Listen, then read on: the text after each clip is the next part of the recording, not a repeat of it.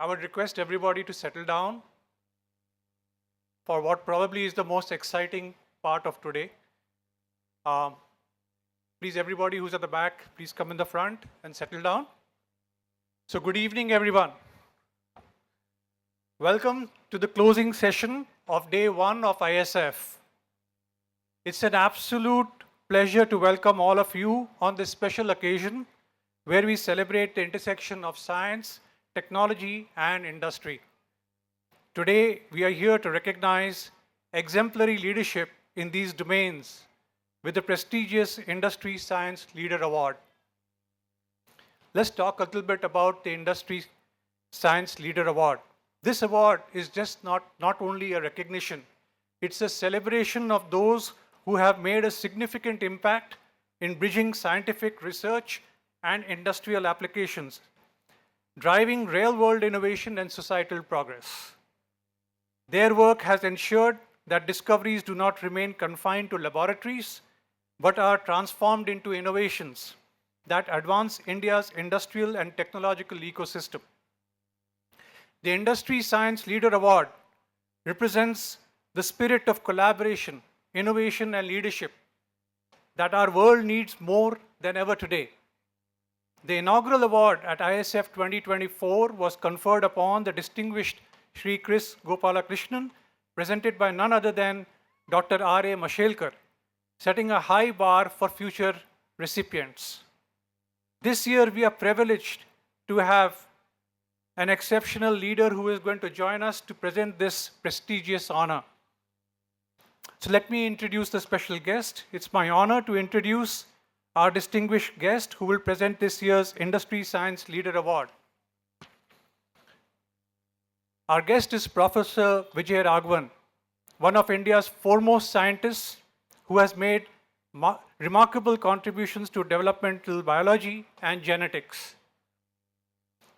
As the former principal scientific advisor to the Government of India, Professor Vijay Raghavan has been instrumental in shaping India's science and technology policy frameworks. His vision and dedication have left an indelible mark on the scientific landscape of our country. Professor Vijay Raghavan, we are honored to have you here. Please join us on stage.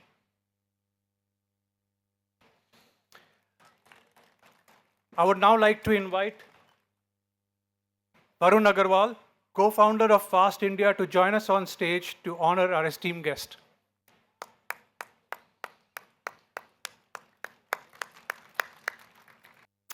And now it's time to announce the Industry Science Leader Award for 2025. May I request Varun to come to the podium and do the honors. Good evening, everyone, and thanks for joining us for this very important evening.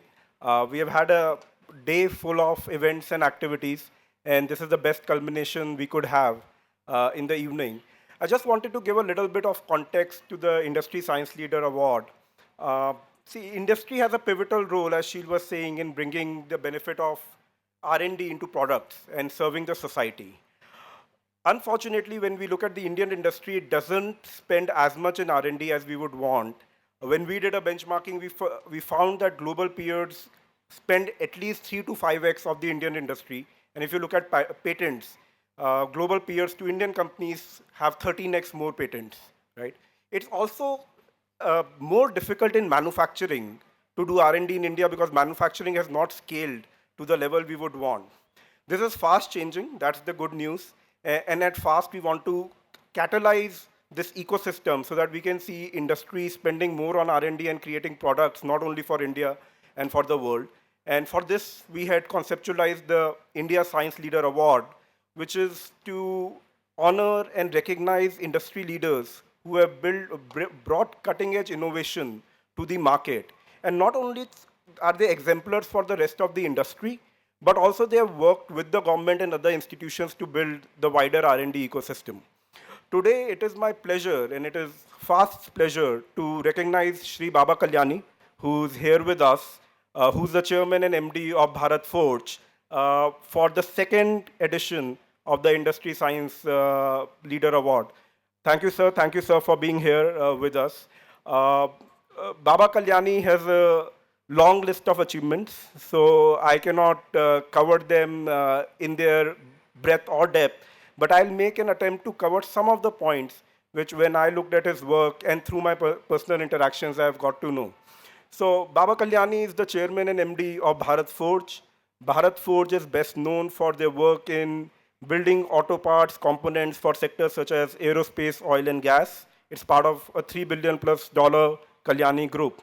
It's been in the forefront of manufacturing in India. It has also forayed recently into defense and EVs. Their subsidiary, Kalyani Strategic Systems, is into defense productions and works with the Indian Defense Forces on manufacturing variety of defense vehicles and systems. What I would like to emphasize is that Bharat Forge has two R&D centers. I'm sure they have more, but to my knowledge, two R&D centers. Kalyani Center for Technology Innovation and Kalyani Center for Manufacturing Innovation. And the interesting thing is that one of these centers looks at more basic research, creating new technologies, and the other center looks at translating them and making them, take them to the market. And this is a model which the rest of the industry in India can imbibe. You know, as fast we have been advocating how the cash-rich companies in India need to create these R&D centers, as Google, Microsoft, and others have created across the world. And Bharat Forge is an excellent exemplar for the Indian industry to do things like this. I would also like to emphasize that Bharat Forge has a lot of many international collaborations under the leadership of Shri Baba Kalyani, including with a US company and an Israel company and many more. Again, our understanding is that it is international collaborations which helps move R&D and R&D based products ahead. There's a lot of tacit knowledge which goes into engineering new products, and this is what these international collaborations actually get to us. Shri Baba Kalyani has not only built Bharat Forge, but he has also played a pivotal role in building the rest of the ecosystem. He has done a lot of work with the government. He's on the PM STIAG, the Science, Technology and Innovation Advisory Council to the Prime Minister of India, and for many years now, and made several very useful suggestions. He was the chair of the CES committee, which the government of India put together to study policies related to the special economic zone. So, and he has got numerous awards, including a Padma Bhushan award by the Swedish government, the German Business Award, and many more. So it's actually, we are honoring ourselves by honoring him rather than the other way around out here. And as I said, you know, I've had the benefit of having some personal interactions with him. And it's interesting that every time I talk to him, his razor focus is how to ease the process of doing science for the scientists, right? Until we don't do that, you know, Indian science is kind of caged, and we have to almost uncage Indian science, and then we all would see its benefits. I generally make this analogy with the economic liberalization of India. Right? The Indian economy was also caged pre-90s, and we liberalized the Indian economy, and we all can see the benefits. So this is one thought for all of you, that can we uncage Indian science as well? And if we uncage it, probably we'll see a lot more. So Baba, we are very honored to recognize your contribution to nation building. We do have some special messages for you. We'd like to play the first message, which is from someone in the government who you know very well, Professor Ajay Sood. So can we please have the first video? I am delighted to extend my heartfelt congratulations to Shri Baba Kalyani, a cherished friend and esteemed visionary leader. His remarkable achievements and unwavering commitment to technological advancements have elevated India's global standing. As a member of the Prime Minister's Science, Technology and Advisory Council, his insights have continued to shape India's S&T landscape through missions, policies and strategies, creating a visionary roadmap for the future. A true pioneer in engineering and innovation, Baba Kalyani's dedication to environmental sustainability, manufacturing and defense inspires us all to contribute to our nation's progress and prosperity. Thank you. That was Professor Ajay Sood, the Principal Scientific Advisor to the Government of India. We have another message here for you, Baba, from someone from the industry. This is Mr. Jayant Patil, and we'd like to have the second video. It's my pleasure to compliment Baba Kalyani, well known in industry circle as Baba. Baba has been a man extremely passionate towards advancing science and technology.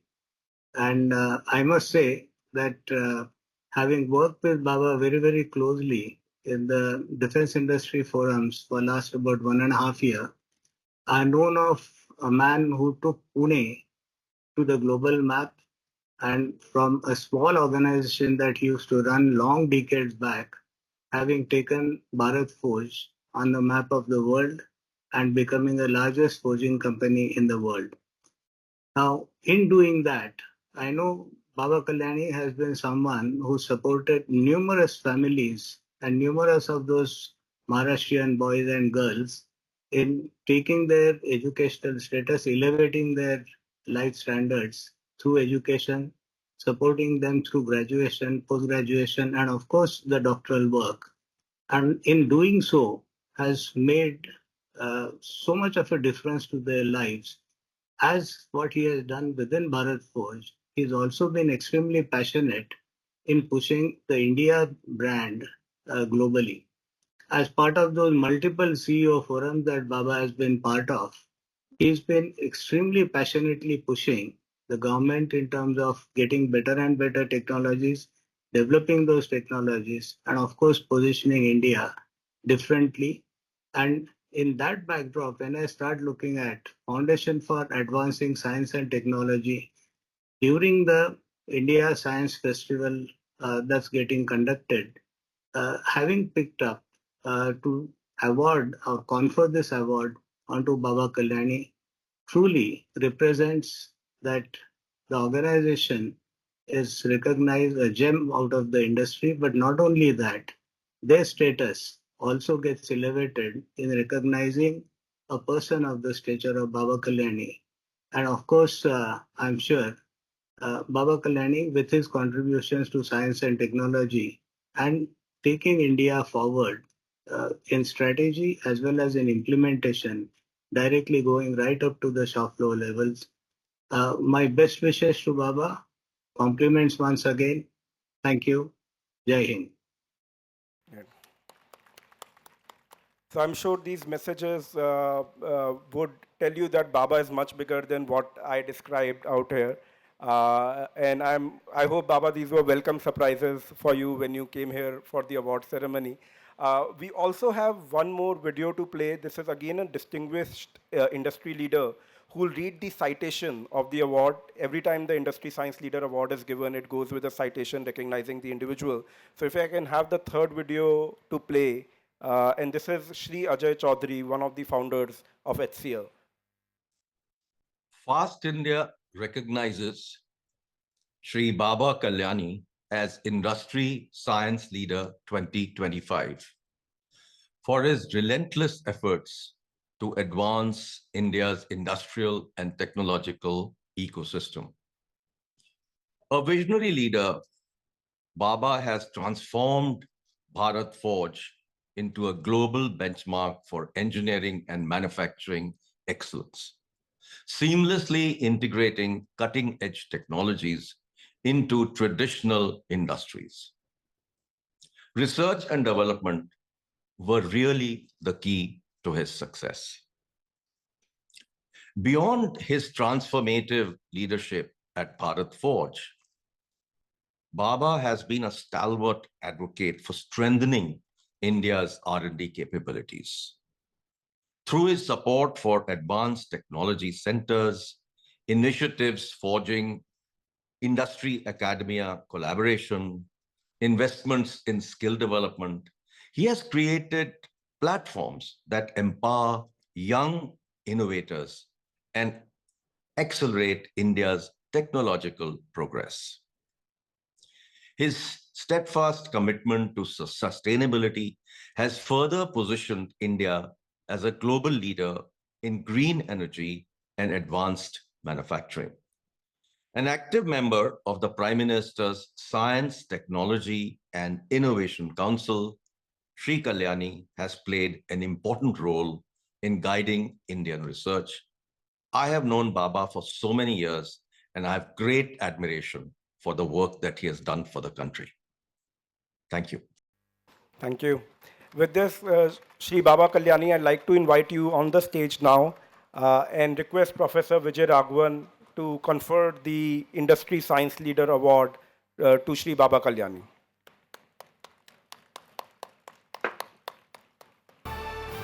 We would also like to invite Baba's family members who are accompanying him today to please join us on stage.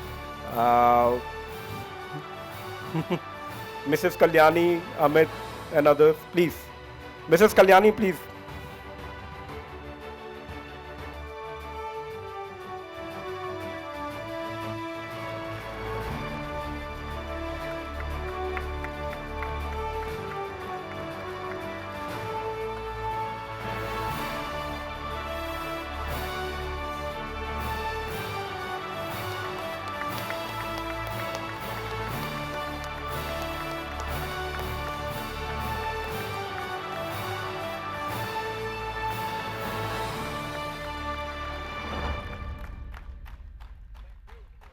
Thank you very much.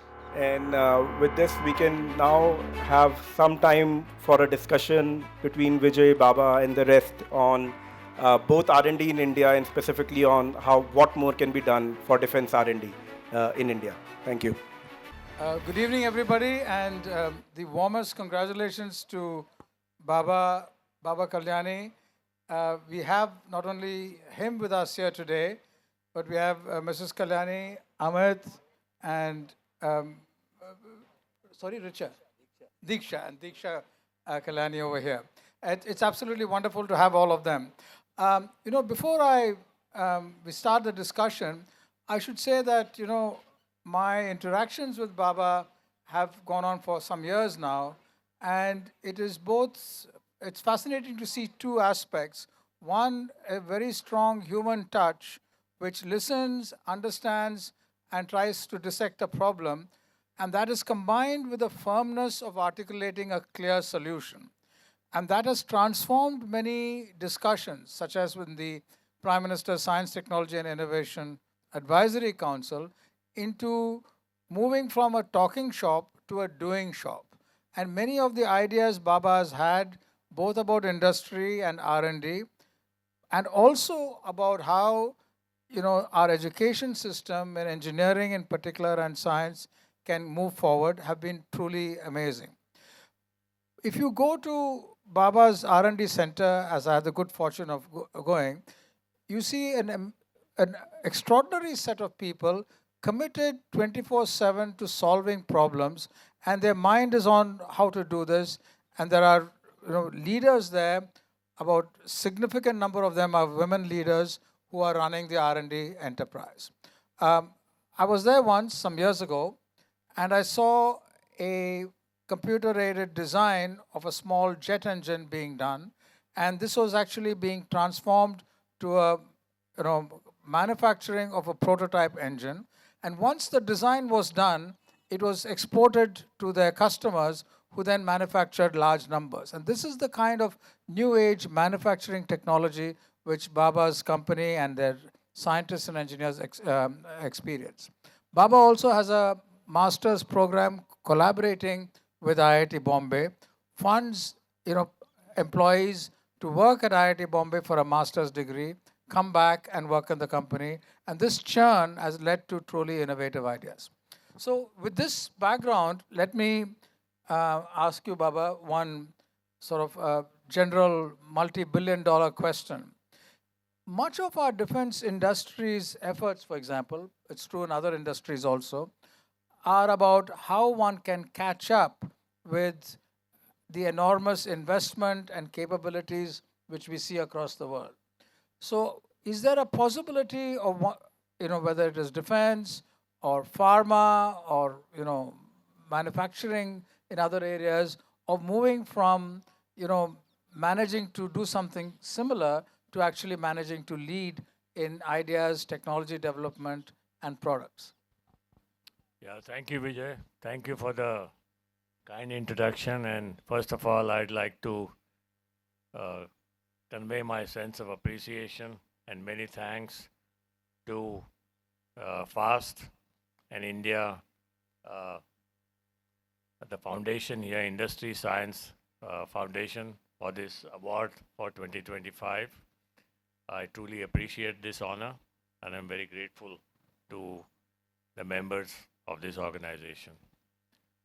Coming to Vijay's question on, can we catch up with, let's say, the Western world in terms of technology, products, etc. If you take a landscape of India's manufacturing, I mean, at the end of the day, all R&D has to get converted into some product or the other. Every idea has to get converted into some plausible output or application. So if you look at India, for the last 75 years, we have largely been confined to products that are not, don't have a large innovation content. There are products which have, I mean, we started with a lot of industries that required labor. Labor was our arbitrage in terms of cost of labor. Technology was coming from outside. Products that we couldn't make, we had to import. And after Prime Minister Modi came in and the whole Make in India momentum started, and then started the whole Atmanirbhar Bharat momentum, it's when the Indian, let's say, ecosystem, society, and all of us really got the message that, we need to do this and we can do this. So let me just give you one example of this. We are a automobile component manufacturing company. We have been there for the last 60 odd years. 10 years ago, 12 years ago almost, we said we should get into manufacturing land systems for the defense. And the reason was very simple. When you say land systems, you're talking about artillery guns, you're talking about systems, you're talking about arms. And all these fundamentally require forgings and metals. So there is a commonality of technology that is involved, but it doesn't end there because there's a lot more that is required there in terms of computer systems, in terms of control systems, in terms of electronics and everything. We made one gun in 2012, an artillery gun, what is called as the 155 millimeter 52 caliber gun. And we displayed it in the Defense Expo in Delhi in 2012. And all the army top brass just walked by it, kind of sniggered at it, laughed at it, and just walked away. And the problem was nobody could even believe that an Indian company can make a product like an artillery gun by themselves. Then came an instance in 2017 when late Sri Parikar was the defense minister. And he was an exceptional defense minister because he was himself an engineer from IIT, understood the subject well. And we had produced a gun, and that gun nobody wanted to test. Nobody wanted to fire it. Now, if you don't fire a gun and test it, you don't know whether it works or doesn't work. So we were waiting for 5 years for this gun to get tested. And the system just wouldn't test it. It required hundreds of permissions and we were not getting them. So we sent this gun to the United States. We got hold of a US Army base that had testing facilities. And through some contacts that I had personally with some generals in the US Army, we got the permission of the US Department of Defense and the ITAR permission. And we sent a gun there, and within 45 days, they fired it, sent us a report, including a video. And then there was a conference in Delhi, Army conference, where all the Army chief and all the guys were sitting there, along with Mr. Manohar Parikar. And I showed this video and I talked about this. And once this kind of struck home, within 2 weeks, Shri Parikar ji changed the policy for indigenous manufacturing. So real problem in India till then was the trust that you can have in your own people that they can do something. And this is the crux of any new product development, any R&D, anything that you want to do. I'm just giving an example of defense, but I think this largely applies to many, many things. And we were discussing a little while here before, Pune was the center for electronics when Philips was in Loni. This was late 60s, early 70s. And somehow we drove them out of Pune. Pune was the center for API manufacturing with Hindustan Antibiotics. That got shut down. And now we import all our APIs from outside. So there is tremendous capability in this country. Today we make artillery. We have the largest artillery manufacturing plant in the world. We just in 2024 we exported 100 artillery guns to Europe. So it's amazing what you can do if you develop products and if you do R&D and you make things happen. The opportunities are great. I don't see India lagging behind. I think it's only a matter of few years that we will catch up with pretty much. We may not be everywhere where the whole world is or where the Western world is, but pretty close to it. Next question is about Bharat Forge's culture. When I visited, I could see that there was a culture of floor management and involvement across various levels of people which, was demanded perfection at every single step in the process. And the result of tolerating imperfection in a linear process at every step is that imperfection adds up so that the final product is a complete mess. How do you have this pipeline of having feedback and perfection at every step? How do you organize it in a large factory? This is a little complicated in terms of trying to explain it in a short period of time. But let me just say that to a large extent, first let me explain that we make products for the automobile industry for the world. There's no vehicle in the world where we don't have a product, whether it's a Mercedes car or an Audi or a BMW or any truck that's produced anywhere in the world. We make components for jet engines like Rolls-Royce and some other thing. We make components for Boeing aircrafts, for the 777. Now, when you make these kind of components, there is no tolerance for failure. You just have to have zero quality issues. So you have to create a system that's, in our case, the system is completely digital, and the system is where the involvement of a person in a process is very minimal. It's largely automated. And the people are highly trained. So we started our IoT training almost 7 years ago. Now we have started our training for AI and digital transformation. So unless and until you do all these things, you cannot get the culture. You cannot get this culture by having a lot of people on the shop floor. It doesn't come. Robots don't make mistakes. And if they make mistakes, then they make mistake every time.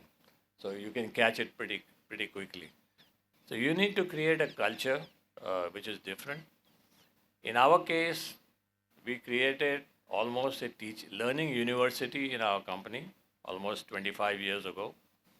We have a program that runs with BITS Pilani to convert our employees into engineers. It's a 3-year program. We run a program with Warwick University for a master's program for some of our engineers to get master's degree in manufacturing management. And then, as Vijay said, we have a program with IIT Powai for engineers for our R&D. And with these kind of things, you create a learning culture in an organization. And with a learning culture, you can do a lot of wonderful things. You can create new products, you can create new processes, you can control processes far better. Because in our case, when we supply products to a Mercedes plant in Germany, if they find 1 or 2 products wrong, there is a threat of recall. And the threat of recall is, the cost of that is extremely high. So you have to be extremely careful. You can't just be careful. You have to have processes and systems. and basically a culture in the organization where people understand what it means to make these products. One last but general question, and that is about Pune. One of the remarkable things about Pune is while it is a major intellectual hub, it's also a major industry hub. And that is unusual in that, it is both. Of course, layered on this is its checkered history as a major political origin for much of the politics and change in India, both social and political. And of course, historically, this part of Maharashtra has been critical for changes all over the country. Yet you find leadership in industry, in politics, in academia, very accessible to everyone. So what is the background in which this accessibility prevails and is there in such a friendly manner? Pune is very unique because it's almost been the cultural capital of India, even from the British times, I would say. I don't know how many of you know the historical background of Pune, but in Pune we had a school called the New English School. It's back in the 1800s, and and we have also in Pune a lecture series called the Vasant Vyakhyan Mala, which still runs. It's been running for more than 100 or 125 odd years.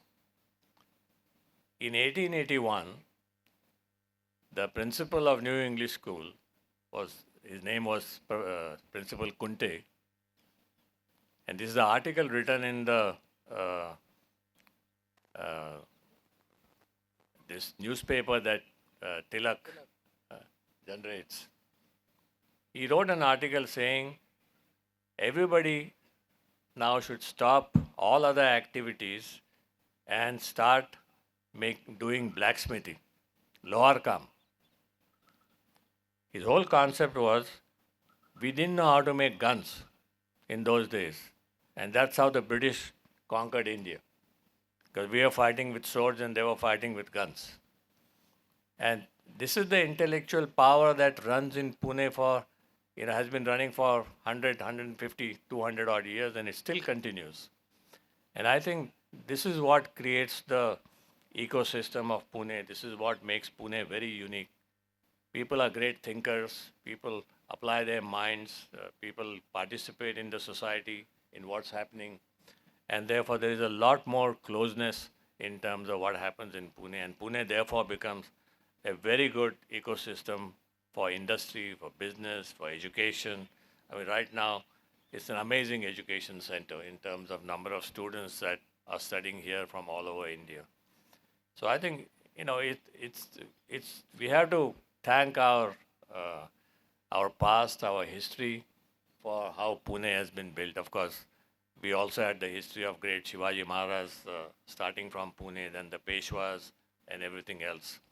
So Pune has a tremendous amount of history in terms of its culture, its people, its capability, and I think that continues to flow, and it's just getting stronger and stronger.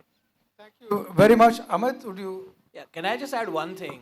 This Vasant Vyakhyan Mala is something that maybe you all can Google, and it's actually very similar to TED Talk, what is happening today. And this happened about 150 years ago. So it's also good to know that in our history we had this in our DNA. And it's not something that is alien to us as a culture or as a people. It's just that we've gone away from innovation into more rudimentary stuff. And I think it's back to innovation has to be the goal for youth especially. Because if our country is going to go from 4.5 trillion to 20 trillion or 25 trillion, it cannot be on the back of imported technology. In fact, if you study the development of countries like Germany, Japan, Korea, China, in their whole developmental journey of 40, 50, 60 years, in the case of China, 30 years, they've developed national champions in many sectors where there was a lot of focus, whether it's infrastructure sectors or sectors where a lot of money was spent in the country. And then, on the basis of the development of the nation over a period of 15 to 20 years, those national champions became global champions. And I think that is what India needs to do as well, is create global champions out of national champions in the next 15, 20 years, because unless we create this whole technology base and technology led manufacturing or industrial base, we're not going to be able to create employment for the million odd people who join our workforce every year. So I think that's a very important part of what FAST does, and I hope that the focus remains on really creating technology led industry. Thank you very much, Amit. Just to please, add on to that, I would just like to say I see a lot of youngsters over here. I think a lot of youngsters' aspirations are to study here and go abroad and settle and make their millions over there. This is the process that we start innovating here, and we keep our youngsters here so that they work and, help our nation develop. Perfect. Thank you very much for that. I should have the last word to Mrs. Kalyani. Pune is a great place, but Bangalore is not far behind. I might even be ahead in some people's view. And Mrs. Kalyani is from Bangalore, and so please give us a word of appreciation about Bangalore and your perspective. Let's everyone think that Pune is the only place. Well, I have been lucky to be from one good place and I came to another good place. I think Bangalore and Pune were very similar when I came to Pune, and both have grown very well in their own way. And that's one thing which is very good. I've been lucky to be from one good place to another good place. And I'm really overjoyed to be in Pune, and I've really learned a lot living in Pune, the culture, the music, and everything else. So we both, of course, have the same views about Delhi. So thank you all very, very much for a great evening, and congratulations once more to Baba. As Varun said, we are honored by this, and we look forward to working with you and all of you and all of Pune going forward. Thank you very much.